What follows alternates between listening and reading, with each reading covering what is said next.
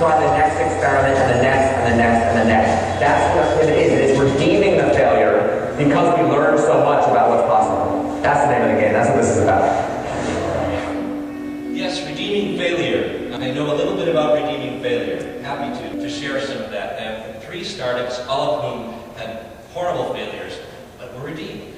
So the first one was Bound Digital. It was internet consultancy, lots of strategy, lots of building. As it turns out, in the middle of the boom, and we realized we suddenly had more competition than anybody should have, and were unable to monetize.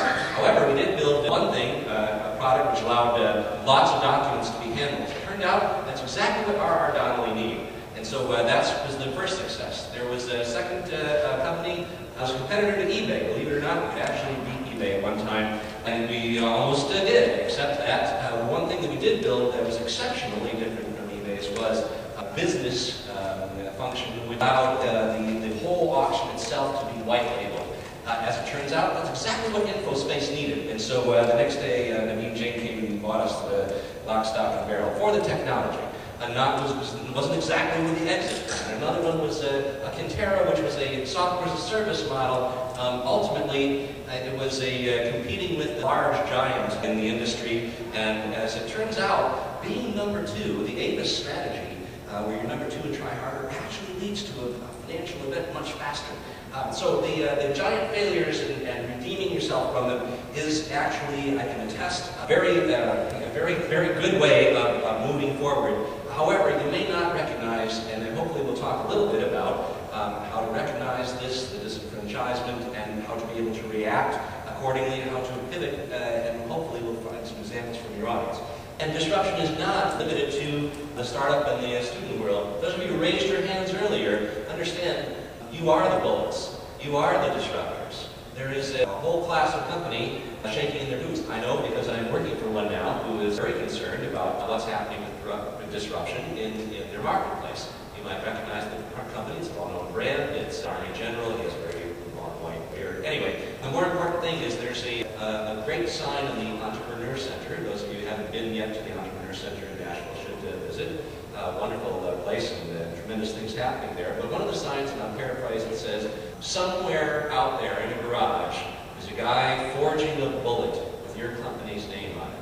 And so understand that as the disruptors, you are the bullet forgers, and there's great power in that.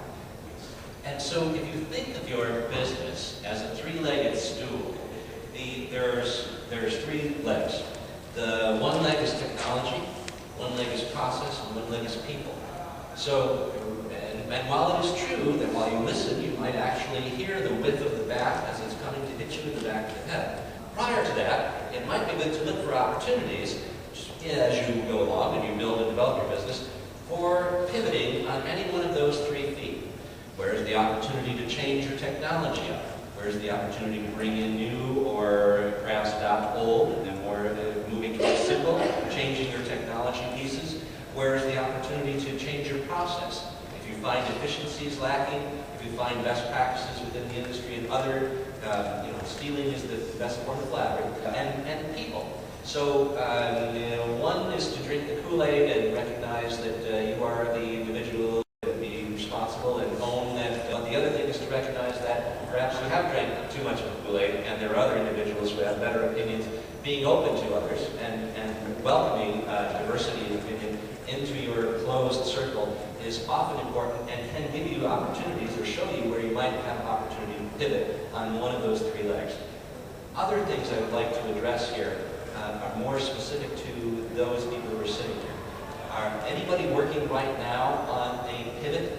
Have a problem right now and you're hoping to pivot? Is there in your example a fundamental core that you can speak to? Do you have an open channel of feedback? Is there a place, a forum, a community where your most active and advocates and users are?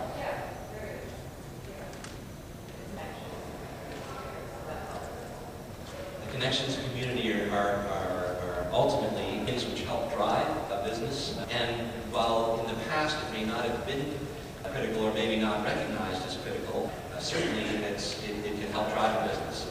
In the example that I gave you earlier of the eBay company, we actually had a design for this concept that if you had communities of interest, people would drive e-commerce from it.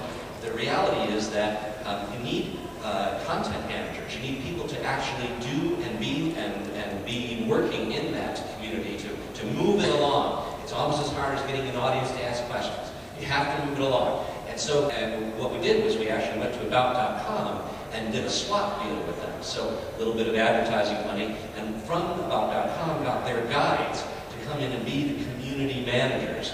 Now their guides were already experts, recognized and used. They brought with them a whole slew of readers, a whole other community that came in and were introduced to the product because of that. In return, they received sellers who were very frustrated with eBay, wanted to have a very special place for their own special coins, special dolls, special toys, everything that they needed. So it was a symbiosis that worked out very well. If you can find that symbiosis, pivot on that leg. That's an example of people. Other examples. Anyone else facing a problem right now? Yes, sir. The most important indicator, the money. Bottom line, it's the money. If the money's coming in, that's a really strong indicator that you're pivoted in the correct direction. If show me the money is a great thing to remember, especially if you're thinking about how you find immediate results, how you prove to your bankers that you deserve a larger line of credit or an additional investment from your second or third tier. Absolutely, you cannot ignore the economic circumstances of whether you're a small or large business. Absolutely, the numbers count, and analytics mean something. Anyone else? Yeah. You have an amazing disruptive idea, and you're not a web developer. How do you get people interested in coming with your team? Okay, so you have a disruption, a great idea.